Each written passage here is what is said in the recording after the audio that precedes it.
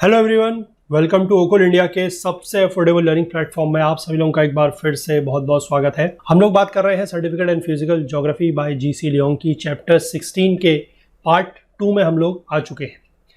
Part first में हम लोगों ने ये देखा कि ट्रॉपिकल मानसून और ट्रॉपिकल मरीन क्लाइमेट क्या होता है, कहाँ पर ये पाया जाता है, इन सब के बारे में हमने देखा है ना। कैरेक्टरिस्टिक फीचर हमने देखा और किस तरीके से जो विंड्स का डायरेक्शन होता है in the case of tropical monsoon, चाहे वो नॉर्थ ईस्ट मानसून हो या फिर जो साउथ वेस्ट मानसून है वो देखा। और ट्रॉपिकल मरीन क्लाइमेट्स कहाँ कहाँ पर पाया जाता है, यहाँ पर कैसा क्लाइमेट रहता है, उसके बारे में बात करी है। अब हम लोग आगे बढ़ेंगे और बात करेंगे अबाउट दी जो एग्रीकल्चरल एक्टिविटीज़ हैं या जो फॉरेस्ट वगैरह पाए जाते हैं ट्रॉपिकल मानसून और ट्रॉपिकल मरीन क्लाइमेट्स में, उनके बारे में। तो चलिए इस पार्ट को जो है हम लोग स्टार्ट करते हैं।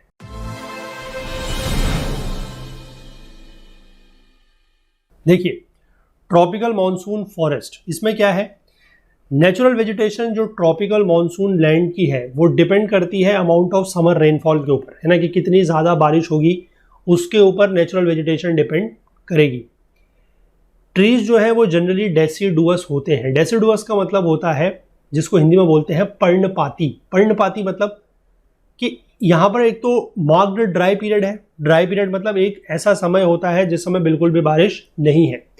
तो उस समय जो ये पेड़ है वो अपने क्या करते हैं, अपने लीव्स को शेड कर देते हैं, मतलब अपने पत्ते गिराते हैं ताकि वो ड्राउट यानी कि सूखे को झेल सके। क्योंकि देखिए, ये एक बड़ा ही, मैं कहूँगा, नेचुरल और बड़ा कमाल का फिनोमेना है कि आपको पता है कि जो पत्ते होते हैं उसके थ्रू प्लांट्स जो है वो ट्रांसपिरेशन करते हैं। ट्रांसपिरेशन मतलब उनके बॉडी से आप कह सकते हैं वाटर बाहर निकलता है थ्रू द लीव्स, है ना। अब जितने ज़्यादा लीव्स उतना ज़्यादा पानी को बाहर निकलने की जगह मिलेगी।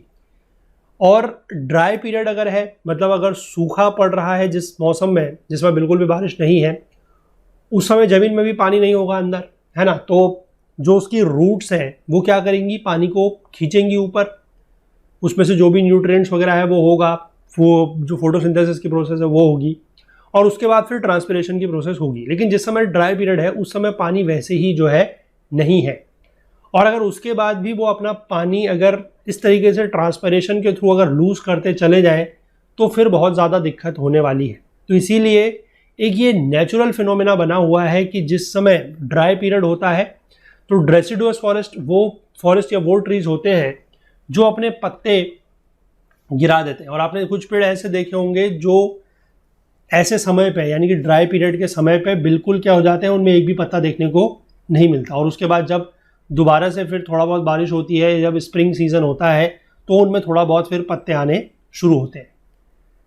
इसके बाद क्या लिखा है कि where the rainfall is heavy, जहां पर बहुत ज़्यादा बारिश होती है, जैसे सदर्न बर्मा, इंडिया का पेनिनसुलर रीजन, या फिर नॉर्दर्न ऑस्ट्रेलिया या coastal region with a tropical marine climate, वहां का जो रिजल्टेंट वेजिटेशन है वो कैसा रहेगा, फॉरेस्ट। फॉरेस्ट मतलब वहां पर क्या हो जाएंगे, जंगल हो जाएंगे।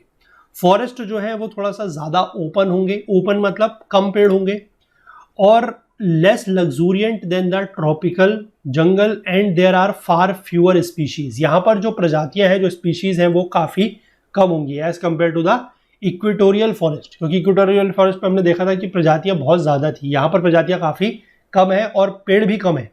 फॉरेस्ट जो है वो काफ़ी ज़्यादा कैसे हैं, ओपन है, खुले खुले हैं। Most of the forest yields valuable timber. हमें क्या मिलता है, वैल्यूबल टिम्बर इन फॉरेस्ट से मिलता है, जो कि अपने ड्यूरेबल हार्डवुड के लिए बहुत ही ज़्यादा इनका प्राइस वगैरह रहता है। इसमें से अगर हम बात करें तो टीक जो है वो सबसे बढ़िया जाना जाता है। टीक बर्मा जो है वहाँ पर alone accounts for as much as 3/4 of the world production, है ना। विश्व में जितना टोटल प्रोडक्शन होता है टीक का, उसका लगभग 3/4, 3/4 जो है या 3/4 जो है वो लगभग बर्मा से ही आता है। ये इतना ड्यूरेबल टिम्बर होता है कि that it is extensively used for ship building, furniture and other constructional purposes के लिए, इनके लिए इसका यूज किया जाता है। और कुछ प्रकार का टिम्बर भी है। टिम्बर मतलब वही होता है कि जो लकड़ी को हम लोग बिल्डिंग के लिए, फर्नीचर वगैरह बनाने के लिए यूज करते हैं, that is known as timber. तो सबसे जो बढ़िया है दैट इज योर टीक। इसके बाद साल है, अकाशिया, है ना। और नॉर्दर्न ऑस्ट्रेलिया में कुछ यूकेलिप्टस की प्रजातियां भी पाई जाती हैं, तो वो भी सब टिम्बर की तरह यूज कर सकती हैं। Together with the forest are bamboo thickets which often grow to great Heights.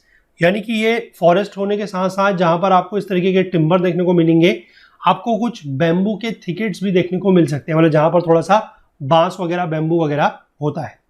अब उसके बाद with the decrease in rainfall in summer, जब समर में बारिश कम हो जाएगी तो forest thin out into thorny scrubland और सवाना, है ना। ये सवाना जो है, अभी इसके बारे में हम लोग आगे पढ़ेंगे, सवाना जो क्लाइमेट है पूरा का पूरा।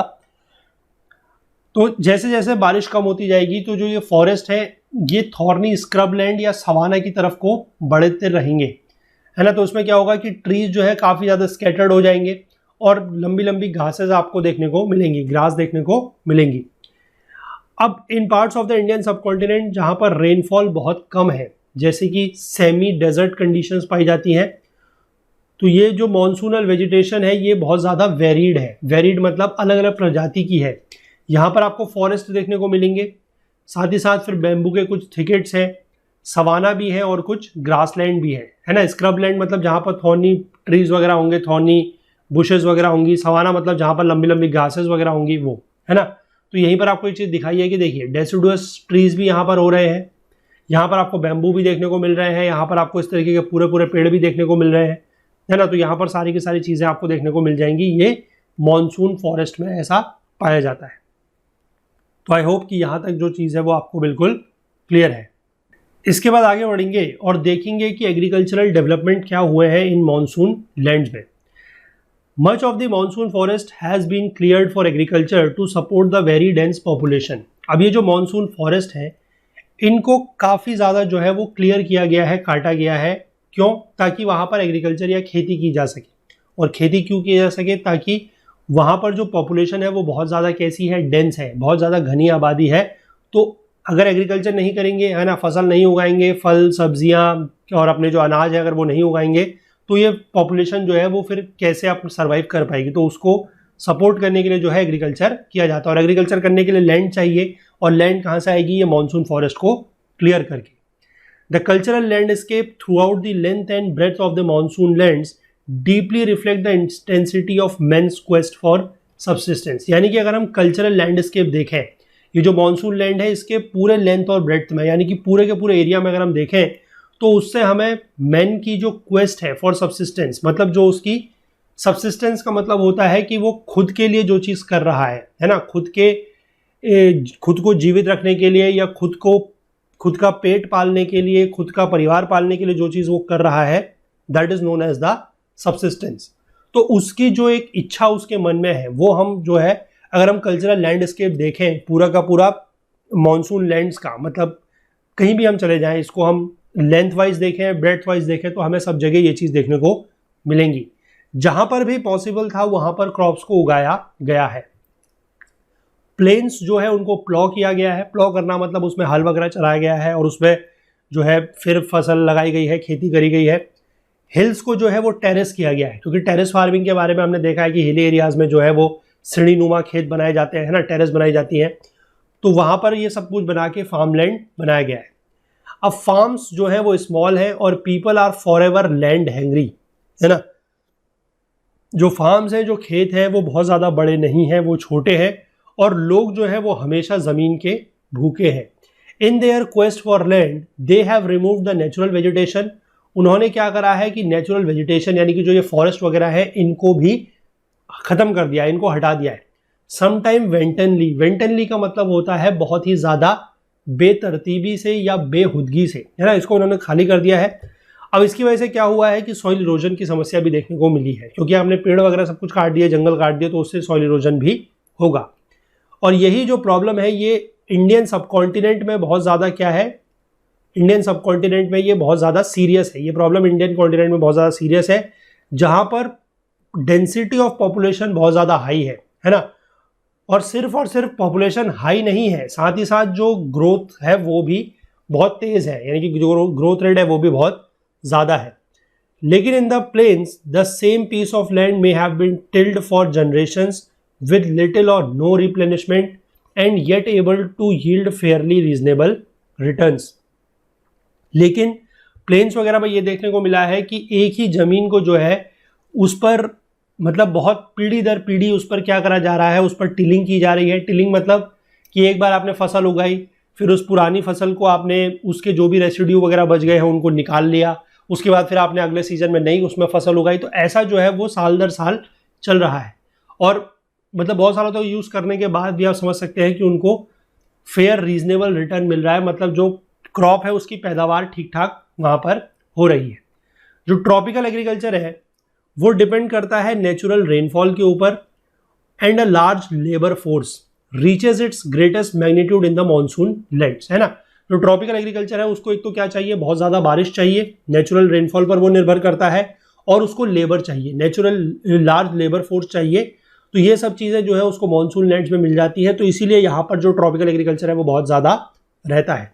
जो सॉइल है, जो यानी कि जो मिट्टी है, वो लाइवलीहुड्स ऑफ मिलियंस का एक बेसिस है। मतलब कि मतलब जो जमीन में काम करने वाले लोग हैं, जो लेबर वगैरह हैं, वो उनको क्या मिल रहा है, यहाँ से अपनी रोजगार मिल रहा है, अपनी आजीविका कमाने का एक साधन मिल रहा है। Farming is not only the dominant occupation of the greater part of the people but also forms the main stay of the economy of the Indian सब कॉन्टिनेंट, है ना। और वो भी सब कॉन्टिनेंट है China, south east Asia, eastern Brazil और the West Indies. तो यानी कि फार्मिंग जो है वो बहुत सारे लोगों के लिए या large number of the people के लिए सिर्फ एक ऑक्यूपेशन प्रोवाइड कर रहा है, ऐसा नहीं है, है ना। ये एक इकोनॉमी का भी एक मुख्य हिस्सा है। कहाँ के लिए, चाहे हम इंडियन सब कॉन्टिनेंट की बात कर लें, चाहे चाइना की बात कर लें, साउथ ईस्ट एशिया की बात कर लें, ईस्टर्न ब्राज़ील, वेस्ट इंडीज़, इन सब जगहों की। तो आई होप कि ये चीज़ें जो है आपको यहाँ तक समझ में आ रही हैं। अब इसके बाद आगे क्या दिया गया है कि following types of agriculture are recognisable, यानी कि कौन कौन सी एग्रीकल्चर्स देखने को हमें मिलती हैं, उसके बारे में हम यहाँ पर आगे देखते हैं। तो देखिए, सबसे पहला है वाइट पैडी कल्टीवेशन, है ना। पैडी की स्पेलिंग यहाँ पर PADI लिखी है, आपने कहीं कहीं पर ये PADDY भी देखी होगी, है ना। वही मतलब है, पैडी मतलब होता है धान की फसल। तो पैडी कल्टीवेशन में देखिए क्या लिखा है कि rice is the most important staple crop and is grown in tropical lowlands wherever the rain exceeds 70 inches, यानी कि जहां पर भी बारिश 70 इंच से ज़्यादा हो रही है। और ट्रॉपिकल लोलैंड्स, यानी कि लोलैंड्स मतलब पहाड़ों में नहीं उगाया जाएगा, जो नीचे प्लेन वाले एरिया हैं वहां पर इसको उगाया जाएगा। It is perhaps the most characteristic crop of the monsoon land and its total acreage far exceeds that of any other crop, यानी कि एक तो क्या है, ये मानसून लैंड्स की बहुत ज़्यादा इंपॉर्टेंट क्रॉप है, और साथ ही साथ जो इसका टोटल एक्रिएज है, एक्रिएज का मतलब मैंने आपको बताया है कि एरिया अंडर द फॉरेस्ट, ये एरिया अंडर द क्रॉप वो बहुत ज़्यादा है, वो बाकी किसी क्रॉप के कंपैरिजन में अगर हम देखें तो बहुत ज़्यादा है। In fact very few areas outside the influence of the monsoons ever take to the cultivation of paddy, यानी कि सारा का सारा जो पैडी कल्टिवेशन है, ऑलमोस्ट सारा का सारा वो मानसून वाले एरिया में ही होता है, जहाँ पर मानसून है वहीं पर होता है, मानसून लैंड्स में ही होता है, उसके बाहर नहीं होता। क्यों? क्योंकि पानी की जो है उसके लिए बहुत ज़्यादा ज़रूरत पड़ती है, और जगहों पर इतना ज़्यादा पानी नहीं मिल पाता, तो वहाँ पर ये नहीं होता है। इसके बाद पैडी की जो है दो मुख्य प्रजातियां या वैरायटी है। एक तो है वेट पैडी जो है which is mainly grown on lowlands in flooded fields और टेरेस्ड अपलैंड्स, है ना। फ्लडेड फील्ड्स में या टेरेस्ड अपलैंड्स में इसको उगाया जाता है जहां पर बहुत ज़्यादा पानी होगा वहां पर। और ड्राई पैडी ऐसी जगह पर उगाया जाएगा जहां पर रेनफॉल थोड़ा सा कम है, लेकिन minimum of 50 inches of rainfall is required during the growing season, यानी कि जिस समय ये फसल उग रही है पैडी की या धान की फसल, उस समय कम से कम 50 इंच की जो बारिश है वो चाहिए, उससे कम में ये नहीं होगा। Droughts and floods that are almost inseparable from a monsoon type of climate can be very detrimental to its cultivation, क्योंकि मैंने आपको पिछले पार्ट में बताया था कि जो मानसून क्लाइमेट है वहाँ पर क्या होगा, अगर मानसून कभी कम आता है, बारिश कम आती है तो सूखा पड़ जाएगा, ड्राउट हो जाएगा, बारिश ज़्यादा आती है तो फ्लड आ जाएगा, बाढ़ आ जाएगी। यानी कि ये दोनों ही जो फिनोमेना है, चाहे सूखा पड़ना या बाढ़ आना, ये दोनों ही क्या है, इस फसल की कल्टीवेशन के लिए डेट्रीमेंटल या बिल्कुल नुकसानदायक हो सकते हैं। Irrigation water from rivers, canals, dams और wells is extensively used in the major rice producing countries, है ना। कुछ जगहों पर क्या होता है कि जहाँ पर बहुत ज़्यादा बारिश अगर नहीं भी हो रही है तो वहाँ पर नदियों से जो नहरें हैं, कैनाल्स, डैम्स मतलब जो आपके बांध वगैरह होते हैं, जो कुआं वगैरह होता है, वहाँ से इरिगेशन के थ्रू भी इसमें क्या किया जाता है, पानी को यूज़ किया जाता है। अदर कुछ फूड क्रॉप्स हैं जैसे कि मेज है ना, मेज मतलब मक्का, millet, sorghum, wheat, gram and beans, ये भी कुछ इंपॉर्टेंस है लेकिन थोड़ा सा कम as compare to the paddy. Paddy सबसे ज्यादा है।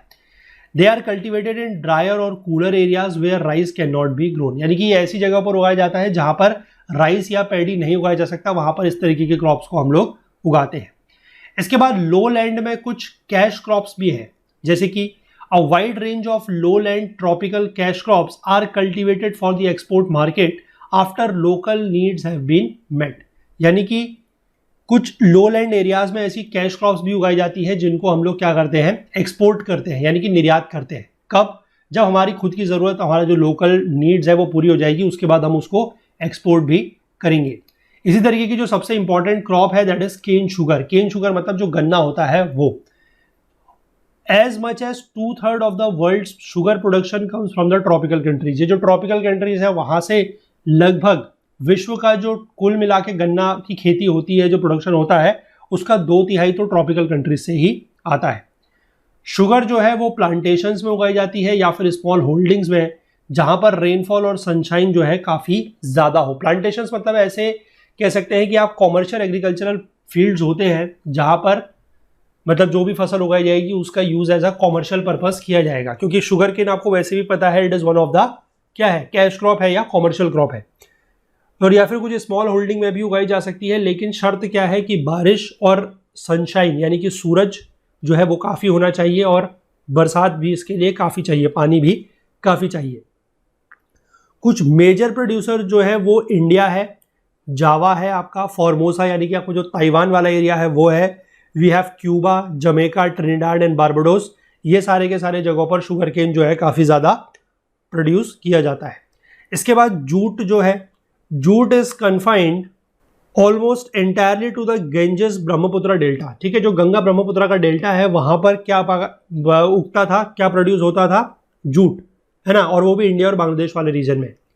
It has long been a leading hard fibre for the manufacture of sacks. Sacks या गनी मतलब जो आपने देखा होगा कि आटे चावल के जो बोरे होते थे, है ना, जो आजकल प्लास्टिक के बैग आ रहे हैं उनकी बात नहीं कर रहा हूं मैं, जो पहले बोरे होते थे आटे चावल के वो इसी से बनते थे, वो जूट के बैग हुआ करते थे। इसके बाद मनीला हेम्प जो है वो एक फिलीपींस का प्रोडक्ट है, पर्टिकुलरली वहाँ के मिंडनाओ का। उसको आज की डेट में यूज़ किया जाता है हाई क्वालिटी रोप, यानी कि एक बहुत अच्छे स्तर की रस्सी बनाने के लिए। अदर क्रॉप्स जो है जो इंक्लूड करती है जैसे इंडिगो। इंडिगो मतलब जो नील होती है जो कि आपके डाई वगैरह करने में यूज़ आती है, वो आज भी इंडिया और जावा में उगाई जाती है। इसको लेकर तो आपने जो इंडिगो रिवॉल्यूशन है ना, या फिर जो चंपारण सत्याग्रह था हिस्ट्री में वो पूरा पढ़ा होगा, तो वही सब चीज़ें हैं। इसके बाद कॉटन जो है वो एक इंडियन सब कॉन्टिनेंट से मेजर एक्सपोर्ट के लिए जो है वो इसको प्रोड्यूस किया जाता है, और साथ ही साथ यहाँ पर बनानास, कोकोनट्स, स्पाइसेस, ये सब चीज़ें भी प्रोड्यूस होती है। तो ये तो हो गई आपकी लो लैंड में जो कैश क्रॉप्स थी वो। अब इसके बाद हम बात करेंगे कि हाई लैंड में कुछ प्लांटेशन क्रॉप्स भी उगाई जाती हैं। अब हुआ क्या कि ये जो ट्रॉपिकल लैंड थी यहाँ पर कॉलोनाइजेशन हुआ, किनका, यूरोपियंस का, क्योंकि यूरोपियंस आए यहाँ पर, तो इसकी वजह से एक new form of cultivated landscape जो है कूलर मॉनसूनल हाईलैंड्स में भी डेवलप हुआ। अब this is the cultivation of certain tree crops in tropical plantations. इसमें क्या हुआ कि thousands of acres of tropical upland forest were clear to make way for plantation agriculture in which tea and coffee are the most important crops. अब यहाँ पर अंतर क्या है कि ये अपलैंड है। अपलैंड मतलब ये लो लाइंग एरियाज नहीं है, ये थोड़ा सा आप कह सकते हैं कि प्लेट्यू या उससे ऊपर वाला एरिया है। तो वहां पर क्या किया गया कि 1000 ऑफ एकड़ यानी कि हजारों एकड़ को क्लियर किया गया ताकि वहां पर प्लांटेशन एग्रीकल्चर किया जाए। और उनमें से भी अगर हम दो क्रॉप की बात करें तो टी यानी कि चाय और कॉफी जो है वो सबसे ज्यादा इंपॉर्टेंट है। These were luxuries in Europe in the 18th century and the products of the plantations are originally meant only for export to the mother countries where there was a great craze for the beverages, है ना। तो यानी कि चाय और coffee जो हुआ करती थी वो अगर हम 18वीं सदी की बात करें तो यूरोप में ये एक लग्जरी मानी जाती थी। और ये जो प्लांटेशन से जो भी प्रोडक्ट उगते थे, जो भी ये क्रॉप्स वगैरह यहाँ पर होती थी, ये सिर्फ और सिर्फ मदर कंट्रीज में ही एक्सपोर्ट होती थी। मदर कंट्रीज मतलब जैसे मान लीजिए ब्रिटिशर्स अगर इंडिया में आते हैं, यहाँ पर टी और कॉफी अगर वो प्लांट करते हैं तो वो फिर टी और कॉफी जो है इंडिया में ऐसा यूज नहीं होगी, उसको सीधे ब्रिटेन में ही क्या किया जाएगा, एक्सपोर्ट किया जाएगा। क्योंकि वहां पर क्या था कि इन तरीके के बेवरेजेस या पेय पदार्थ जो होते हैं, पीने वाले जो पदार्थ होते हैं, उनका बहुत ज्यादा क्या था वहां पर क्रेज था। बाद में फिर क्या हुआ कि जो लोकल पीपल है they also get into the habit of drinking them and they fast became necessities. बाद में ऐसा हुआ है कि इंडिया में भी ये चीजें जो है वो यूज होने लगी और लोकल लोगों को भी इनकी आदत लग गई। अब both the beverages became so popular in and out of the tropics that there was great expansion in their acreages both in regions with the tropical monsoon climate and the tropical marine climate। तो धीमे धीमे इनका जो craze है वो बढ़ता चला गया, और क्रेज अगर बढ़ेगा तो क्या होगा, डिमांड बढ़ेगी, और डिमांड बढ़ेगी तो हमें ज़्यादा एरिया के अंतर्गत वो क्रॉप को उगाना पड़ेगा। तो इसलिए क्या हुआ कि ट्रॉपिकल मानसून क्लाइमेट में भी और ट्रॉपिकल मरीन क्लाइमेट में भी ये इनका जो एक्रिएज था इन बेवरेजेस का वो बढ़ने लगा। कॉफ़ी जो है वो ओरिजिनेट हुई है इथोपिया में और अरेबिया में, जहाँ पर ये आज भी उगती है। लेकिन आज की डेट में अगर हम बात करें तो जो साउथ अमेरिका का ब्राज़ील देश है, यहाँ पर लगभग विश्व की कॉफ़ी प्रोडक्शन का आधा यानी कि 50% ऑफ द कॉफ़ी प्रोडक्शन जो आज की डेट में हो रहा है वो ब्राज़ील में हो रहा है। और ये ब्राज़ीलियन प्लेट्यू के जो ईस्टर्न स्लोप है वहाँ पर ज़्यादा उगाया जाता है, क्योंकि ईस्टर्न स्लोप में हमने अभी आगे देखा था कि वहाँ पर ट्रॉपिकल मरीन क्लाइमेट है। और ये क्रॉप जो है वो हाईलैंड स्लोप्स पर भी लगभग 2000 फीट से 4500 फीट तक भी उगाया जाता है। कहाँ पर, सेंट्रल अमेरिका के कुछ स्टेट्स में, इंडिया में और ईस्टर्न जावा में, यहाँ पर भी ये चीज़ जो है उगाई जाती है। तो पहली बात तो ये समझ लीजिए कि कॉफ़ी जो है वो इंडिया का प्रोडक्ट नहीं है। तो यानी कि अगर आपको ये लगता है कि हमारे देश में कॉफ़ी पीने का एक प्रचलन है, क्योंकि आज के डेट में आप देखिए जो युवा पीढ़ी है, जो यंग जनरेशन है, वो इस तरीके की चीज़ों को लेकर काफ़ी ज़्यादा क्रेजी है ना, मैं कहूँगा क्रेजी है कि कॉफ़ी को लेकर, चाय को लेकर। बट ये चीज़ें जो है इंडिया की परंपरा में या इंडिया की जो एक ट्रेडिशन है उसमें कभी भी थी नहीं, है ना। वो तो यहाँ के लोगों से उगाई गई ये चीज़ें, तो इनको क्या हो गया, आदत लग गई, वो चीज़ वाली बात है ना। इंडिया में ये चीज़ नहीं थी। सिमिलरली ये चाय की भी लेकर भी है, यानी कि टी जो है वो भी चाइना में ओरिजिनेट हुई है और still an important crop there, और आज भी वहाँ पर ये एक बहुत इंपॉर्टेंट क्रॉप है। लेकिन इसके लिए जो टेम्परेचर चाहिए वो थोड़ा सा मॉडरेट है, बहुत ज़्यादा गर्म टेम्परेचर नहीं चाहिए, 60 डिग्री फ़ारेनहाइट के आसपास। बारिश जो है वो थोड़ा सा ज़्यादा चाहिए, 60 इंच से ज़्यादा, और वेल ड्रेन्ड हाईलैंड स्लोप्स होने चाहिए। It thrives well in the tropical monsoon zone. तो ट्रॉपिकल मानसून जोन में ये बहुत अच्छा होता है, लेकिन वेल ड्रेन्ड हाईलैंड स्लोप होने चाहिए। वेल ड्रेन्ड मतलब जहाँ पर पानी नहीं अटकना चाहिए वहाँ पर, लेकिन प्रेफरेबली हायर एल्टीट्यूड्स पर। तो इनका जो बेस्ट रीजन है वो कहाँ पर है, Himalayan foothills of India and Bangladesh. आपने देखा होगा कि जो हमारा वेस्ट बंगाल वाला रीजन है ना, आसाम वगैरह का जो रीजन है, या फिर वेस्ट बंगाल का जो दार्जिलिंग वाला रीजन है, वहाँ पर टी प्लांटेशन बहुत ज़्यादा है ना, क्योंकि वो क्या है, हिमालय के फुटहिल्स है। सिमिलरली बांग्लादेश में भी होता है। इसके बाद श्रीलंका का जो सेंट्रल हाईलैंड है वहाँ पर भी है। इंडोनेशिया का जो जावा आइलैंड है उसके भी वेस्टर्न पार्ट में ये होता है, और वहाँ से सारी की सारी जो चाय है वो क्या होती है, एक्सपोर्ट होती है। चाइना की जो चाय है, जो चाइना जो टी प्रोड्यूस करता है, वो मोस्टली लोकल कंजम्पशन के लिए ही है, क्योंकि एक तो उसकी पॉपुलेशन इतनी ज़्यादा है ना, दुनिया का सबसे ज़्यादा जनसंख्या पॉपुलेशन वाला देश है चाइना। तो चाय उनकी खुद की है तो वो ज़्यादा पीते होंगे, तो इसलिए उनका एक्सपोर्ट वो नहीं करते, वो सिर्फ और सिर्फ कंजम्पशन, लोकल कंजम्पशन के लिए ही उसको रखते हैं। अब इसके बाद अगला आता है लुम्बरिंग। लुम्बरिंग मैंने आपको पहले ही बताया है कि जब हम पेड़ वगैरह को काटते हैं उसके कॉमर्शियल यूज के लिए, that is known as lumbering. अब क्या लिखा है कि wherever there are tropical forest which have still not been felled to make way for the plough, lumbering is undertaken in a more accessible areas. यानी कि ऐसी जगहों पर जहां पर पेड़ अभी तक नहीं काटे गए हैं, क्योंकि मैंने पहले ही आपको बताया कि ट्रॉपिकल मानसून वाले रीजन में क्या है कि बहुत ज़्यादा पॉपुलेशन है, और उस पॉपुलेशन की ज़रूरतों को पूरा करने के लिए हमें क्या चाहिए, एग्रीकल्चर। एग्रीकल्चर करने के लिए क्या चाहिए, ज़मीन। और ज़मीन कहाँ से आएगी, पेड़ों को काट कर। यानी कि जहाँ पर भी पेड़ कट चुके हैं वहाँ पर तो ठीक है, और जहाँ पर नहीं कटे हैं वहाँ पर ये लुम्बरिंग की जाती है। This is particularly important in continental south east Asia, यानी कि जो साउथ ईस्ट एशिया है उसका जो कॉन्टिनेंट है वहाँ पर ये बहुत ज़्यादा की जाती है। Of the tropical deciduous trees, जो ट्रॉपिकल डेसिडुअस ट्रीज है टीक, जिसका बर्मा मैंने आपको पहले ही बताया कि लीडिंग प्रोड्यूसर है, वो सबसे ज़्यादा सॉट आफ्टर है। सॉट आफ्टर मतलब सबसे ज़्यादा डिमांड जो है वो इसी की है। अब ये इतना ज़्यादा वैल्यूबल या कीमती क्यों है? क्योंकि एक तो इसकी ड्यूरेबिलिटी बहुत ज़्यादा है, स्ट्रेंथ काफ़ी अच्छी है, साथ ही साथ ये श्रिंक भी नहीं होता, मतलब सिकुड़ता भी नहीं है, और इसमें फंगस अटैक या इंसेक्ट वगैरह भी नहीं लगते, इन सब से भी ये इम्यून है। तो इसलिए इसकी जो वैल्यू है वो इतनी ज़्यादा है।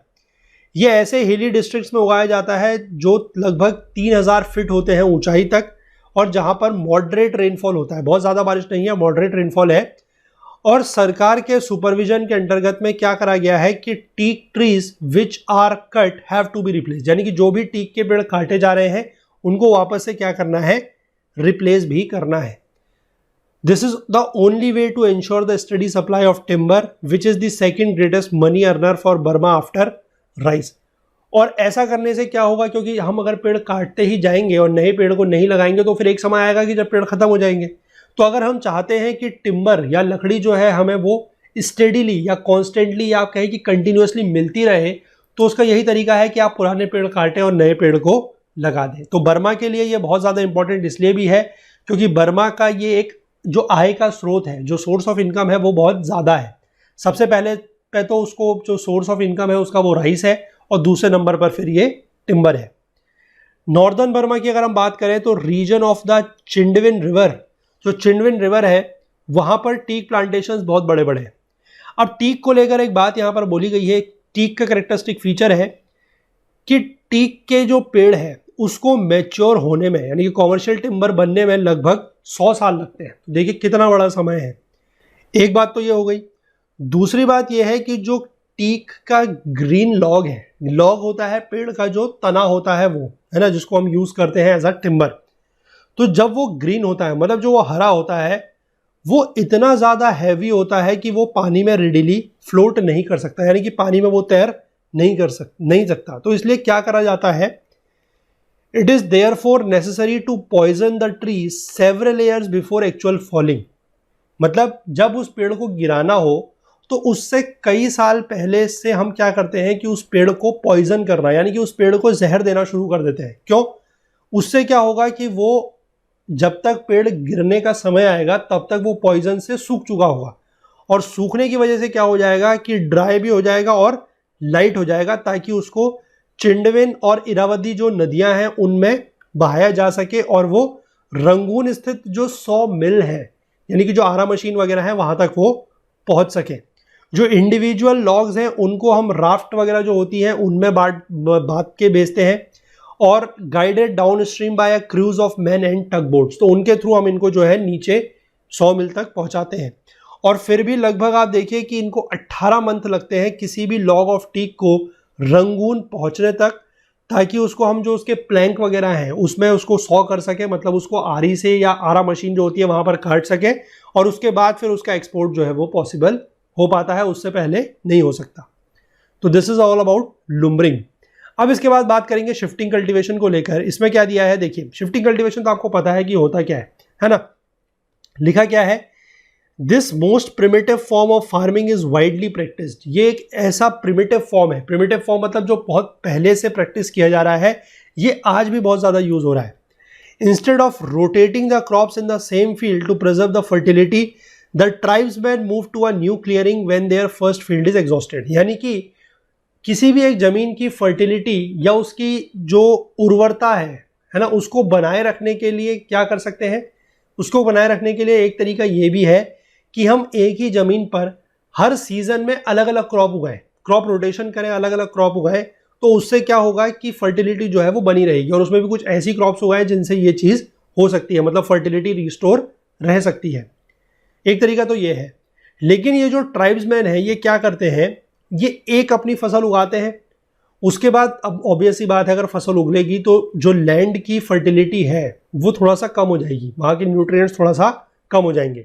तो ये क्या करते हैं कि ये उसके बाद ऐसी ज़मीन को छोड़ देते हैं और किसी दूसरी जगह पे चले जाते हैं। द क्लियरिंग और the field in the midst of the jungle is usually made by a fire.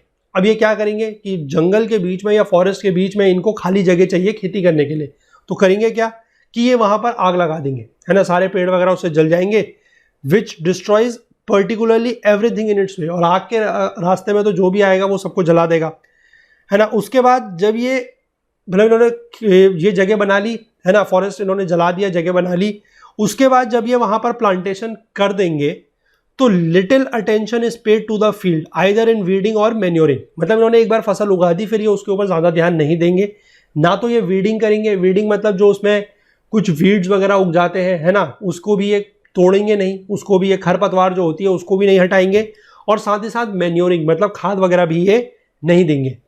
तो क्रॉप्स जो है they are left entirely to the care of the nature, यानी कि आप कह सकते हैं कि प्रकृति के भरोसे, नेचर के भरोसे ये पूरी की पूरी क्रॉप को छोड़ देते हैं। उसके बाद ये कुछ सिंपल जो ट्रेडिशनल टूल्स होते हैं जैसे होज एंड स्टिक्स, इनको प्लॉइंग और सीडिंग के लिए इनका यूज़ करते हैं। मतलब हल जोतने के लिए जो है वो लकड़ी के जो हल आते थे उनका यूज़ करेंगे, और ये सीडिंग वगैरह मतलब जो बीज वगैरह है वो भी वैसे ही उगाएंगे। इनके पास कोई बहुत बढ़िया जो इक्विपमेंट्स हैं, है ना, कोई इनके पास थ्रेशर या ट्रैक्टर वगैरह जो है वो नहीं होंगे। जो ड्रॉट एनिमल्स हैं they are unknown and manual is exclusively manual. जो लेबर है वो एक्सक्लूसिवली कैसी रहेगी, मैनुअल रहेगी। मतलब जो ड्रॉट एनिमल्स होते हैं, जैसे आपने कहीं कहीं पर देखा होगा आज भी कि किसी के पास अगर ट्रैक्टर वगैरह नहीं है तो उसके पास कम से कम बैल है ना, वो बैल के थ्रू क्या कर रहा है, हल जोत रहा है। लेकिन इनके पास बैल वगैरह भी नहीं है ना, और ये क्या कर रहे हैं कि सारा का सारा काम जो है वो खुद ही कर रहे हैं manually. Their needs are so basic that every farmer produces much the same range of crop as his neighbours. अब इनकी जो नीड्स हैं, जो ज़रूरतें हैं, वो इतनी मूलभूत या इतनी बेसिक है कि हर किसान जो है वो लगभग लगभग एक ही तरह की क्रॉप उगा रहा है ना, अलग अलग क्रॉप ये नहीं उगा रहे हैं। क्या क्या उगाते हैं, मेज़, मक्का है, dry paddy, Young's, tapioca, sweet potatoes और कुछ बीन्स जो है ये यहाँ पर मोस्ट कॉमन है। फार्मिंग जो है वो इंटायरली सब्सिस्टेंस के लिए है। सब्सिस्टेंस के लिए मतलब जो भी ये उगाते हैं वो अपनी खुद के परिवार, अपने खुद के फैमिली के लिए है, ना कि उसमें से ऐसा कुछ है कि ये कुछ बेच रहे हैं या उसका बिजनेस कर रहे हैं, ऐसा नहीं है। ये सारा का सारा क्या करेंगे, खुद ही उसको कंज्यूम करेंगे। अब ये जो ट्रॉपिकल सॉइल्स होती हैं ये ज़्यादातर क्या होती है, लेटोजोलिक। लेटोजोलिक का मतलब है कि इसमें आयरन एंड एल्यूमिनियम के जो ऑक्साइड्स हैं वो काफ़ी ज़्यादा पाए जाते हैं। रैपिडली ये लीच्ड हो जाती हैं और इजीली एग्जॉस्ट हो जाती है। लीचिंग का मतलब क्या है कि जब अगर हम उसमें पानी अगर जाएगा तो उसके जो न्यूट्रिएंट्स हैं वो नीचे को चले जाते हैं, है ना। लीचिंग जो है that is the phenomena of leaching. तो इसलिए क्या होगा कि ये जो सॉइल है वो इजीली एग्जॉस्ट हो जाएगी। एग्जॉस्ट होने का मतलब क्या है कि उसकी जो न्यूट्रिएंट्स है या जो उसमें से क्रॉप का प्रोडक्शन हो रहा है, जो यील्ड हो रही है, वो काफ़ी कम होगी। तो इसीलिए क्या है कि जो फर्स्ट क्रॉप है दैट मे बी बाउंटीफुल, यानी कि जो पहली फसल उस जमीन पर उगाई जाएगी हो सकता है कि वो बहुत बढ़िया फसल हो, उसकी जो यील्ड है, जो प्रोडक्शन है वो बहुत ज़्यादा हो। लेकिन जो सब्सिक्वेंट हार्वेस्ट है वो डिटोरिएट करेंगी। मतलब अगर आपने एक बार फसल उगाई, उसके बाद दोबारा आपने उसी जगह पर फसल उगाई, तो हो सकता है कि दोबारा बार की जो पैदावार हो वो काफ़ी कम हो। और few years later the field has to be abandoned and a new patch is cleared elsewhere. तो वही है कि कुछ सालों के बाद उस ज़मीन को आपको छोड़ना पड़ेगा और फिर आपको कहीं दूसरी जगह पर ज़मीन ढूंढनी पड़ेगी और वहाँ पर फिर वो ज़मीन को क्लियर करना पड़ेगा। तो this system of a short period of cultivation alternating with long periods of fallowing is probably the best way of using land in many parts of the tropics where manuring is unknown. यानी कि ऐसी जगहों पर जहाँ पर लोगों को खाद वगैरह के बारे में, मैन्योरिंग वगैरह के बारे में नहीं पता है, तो वहाँ पर इस तरीके का जो सिस्टम है कि वहाँ पर हम कुछ शॉर्ट पीरियड तक कल्टीवेशन करें और फिर कुछ लंबे समय तक हम उसको छोड़ दें ज़मीन को, ताकि वो अपने न्यूट्रिएंट्स जो है या जो अपनी फर्टिलिटी है उसको दोबारा रीगेन कर सकें। ये एक बढ़िया तरीका है क्या करने का, लैंड को अलग अलग जगह पर यूज़ करने का। मतलब जहाँ पर मैन्योर वगैरह है वहाँ पर तो ठीक है, अगर फर्टिलिटी लैंड की थोड़ा सा कम भी है तो मैन्योर डालते हैं। आज की डेट में तो मैन्योर का यूज़ भी कम हो रहा है क्योंकि मैन्योर इज़ है ऑर्गेनिक प्रोडक्ट, उसका यूज़ कम होता है उससे भी, क्योंकि यील्ड वगैरह जो है वो कम मिलती है। तो आजकल तो ज़्यादातर क्या यूज़ होता है, केमिकल फर्टिलाइजर्स यूज़ होते हैं जो कि हार्मफुल है क्रॉप्स के लिए भी और एज सच नेचर के लिए भी, लेकिन फिर भी यूज़ हो रहा है ना। खासकर यूरिया वगैरह के फर्टिलाइजर बहुत यूज़ होते हैं तो उससे भी नुकसान है। उसको लेकर भी अलग अलग चीज़ें हैं जो हमने थोड़ा बहुत एनवायरनमेंट में, थोड़ा बहुत इकोनॉमी में पढ़ी है कि ग्रीन कोटेड, नीम कोटेड यूरिया वगैरह का यूज़ होता है और किस तरीके से जो यूरिया की ये थी, जो यूरिया फर्टिलाइज़र हुआ करता था उसका कैसे मिसयूज़ हो रहा था, ये भी हम लोगों ने अपने इकोनॉमी के कोर्स वगैरह में चीज़ें पढ़ी हैं। तो shifting cultivation is so widely practised amongst indigenous people that different local names are used. ठीक है, ये मतलब शिफ्टिंग कल्टीवेशन ऐसा नहीं है कि सिर्फ इंडिया में या एशिया में यूज़ की जाती है, ये अलग अलग जगह पर भी यूज़ होती है और इसके हर जगह पर जो है वो कुछ अलग अलग नाम रहते हैं। जैसे मलेशिया की बात करें तो इसका नाम है वहाँ पर लडांग, बर्मा में बात करें तो it is known as taungya, Thailand में इसका नाम है तमराई, फिलीपींस में इसका नाम हो जाता है केंगिन, जावा में इसको बोला जाता है हुमा, श्रीलंका में बोला जाता है चेना, अफ्रीका और सेंट्रल अमेरिका में इसको बोला जाता है मिल्पा। तो these are nothing but the names of your shifting cultivation. Shifting cultivations के जो ही लोकल नेम है ये वो है। अब कभी कभी हो सकता है कि वैसे ऐसे क्वेश्चन जनरली नहीं आते, लेकिन कभी कभी हो सकता है कि आपसे ऐसा क्वेश्चन पूछ लिया जाए कि लडांग, केंगिन, हुमा, चैना, है ना, these are the names of what, ये किसके नेम है। तो आपको पता होना चाहिए कि these are the local names of shifting cultivation that are used at different places around the world. तो यहाँ पर ये चैप्टर जो है कंप्लीट हो गया। बहुत आसान चैप्टर था, मेरे हिसाब से बहुत आसान था। आप लोगों को कैसा लगा, आप लोग ज़रूर अपना फीडबैक दीजिएगा कमेंट सेक्शन में, ताकि पता लगे कि इन चैप्टर से आपको कितना सीखने को मिल रहा है और कितना आप इन चीज़ों को समझ पा रहे हैं। क्योंकि मैंने आपको जैसे ही 15 चैप्टर स्टार्ट हुआ था तभी बोल दिया था कि आगे आने वाले चैप्टर्स में समझना कम है, बहुत ज़्यादा नहीं समझना है, थोड़ा बहुत कंसेप्ट रहेंगे लेकिन याद ज़्यादा करना है। तो याद करने वाली चीज़ें जो है वो आपको यहाँ पर ज़्यादा मिलेंगी, तो इसलिए आप उसको ज़रूर याद कीजिए। चीज़ें काफ़ी इंपॉर्टेंट है, मैं ये नहीं कह रहा हूँ कि चीज़ें इंपॉर्टेंट नहीं है, चीज़ें बहुत इंपॉर्टेंट है, लेकिन हाँ बहुत ज़्यादा आपको परेशान होने की ज़रूरत नहीं है क्योंकि कंसेप्ट थोड़ा कम है और याद करने वाली चीज़ें जो है वो ज़्यादा है। तो चलिए इस चैप्टर को यहाँ पर कंप्लीट करते हैं और अगला चैप्टर जो है अब हम अगले लेक्चर से स्टार्ट करेंगे, that will be on chapter 17। तो चलिए मिलेंगे अगले लेक्चर में। तो कंटेंट रिलेटेड अगर आपको कोई भी डाउट होता है तो आप हमारा टेलीग्राम का ग्रुप ओकुल जीएस यूपीएससी डिस्कशन फोरम, इसको ज्वाइन कर सकते हैं। इसका लिंक आपको नीचे डिस्क्रिप्शन में मिल जाएगा या फिर आप इसको टेलीग्राम में सर्च भी कर सकते हैं। फुल कोर्स में आप अगर इंटरेस्टेड हैं तो फुल कोर्स को आप लोग एनरोल कर लीजिए, क्योंकि सारे के सारे वीडियो जो हैं आपको इस कोर्स के यूट्यूब में नहीं मिल रहे हैं, तो आप इसको फुल कोर्स के थ्रू ही ले सकते हैं। काफ़ी अफोर्डेबल रेट्स में वो कोर्स आपको दिया जा रहा है।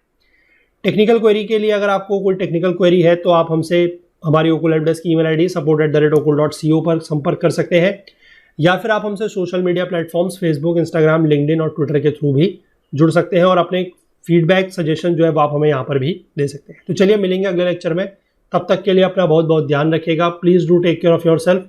Thank you, have a nice day, bye bye.